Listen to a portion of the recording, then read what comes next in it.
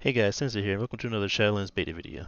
Now this time we're going to be going over the Blood Death Knight legendaries. So I did a video earlier on the General and Unholy Death Knight legendary, so if you want to see that, then I'll go ahead and um, put that at the end of the video. But for right now we're going to focus on the blood ones. So the first one is when a charge of Bone Shield is consumed, the cooldown of Dancing Rune weapons reduced by 30 seconds. Additionally, when Rune weapon fades, your rune generation rate is increased by 40% for 10 seconds. Now that sounds really strong. I'm pretty sure the numbers are wrong because it would if Bone Shield, if Dancing Rune Weapon is reduced by 30 seconds each time a charge of Bone Shield is taken out, then that would pretty much mean that you would be able to keep up Dancing Rune Weapon like nearly all the time. But let's just go ahead and show this in action. So I'm going to go ahead and start this. And now I'm going to use my Dancing Rune Weapon. And so, as you can see here, I'm just going to sit here and tech to try and get my, so, yeah, it was not 30 seconds. I think it's 3 seconds. Yeah. So it was just a little bit, just an extra zero there. So it looks like it's 3 seconds. But it lets you get your Dancing Rune Weapon back a little bit quicker. And then, of course, when the Dancing Rune Weapon fades, your rune duration is increased. So, pretty good.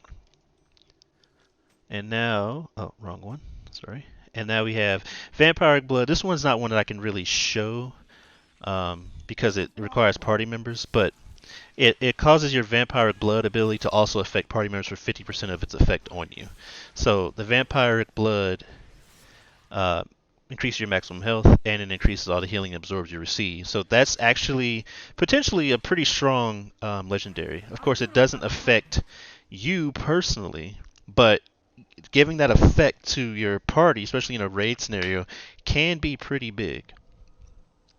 And now we have another one that's to do with Vampiric Blood. Heartstrike reduces the remaining cooldown of Vampiric Blood by 2 seconds. That's also a pretty strong one because Vampiric Blood is a great cooldown. So I'm gonna go ahead and use it.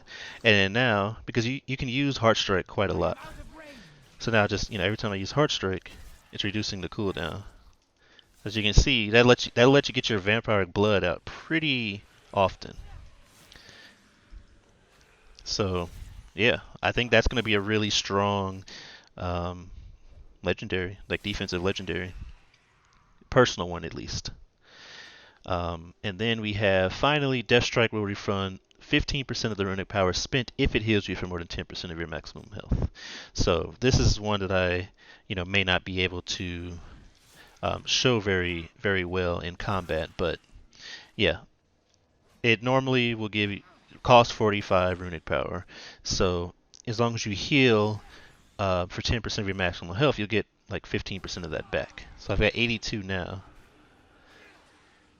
And yeah, I'm at 44. So yeah, again, some of these are not that easy to show, but I'm hoping that this was a little bit better than just explaining the legendaries. Now you can actually see how it works in action.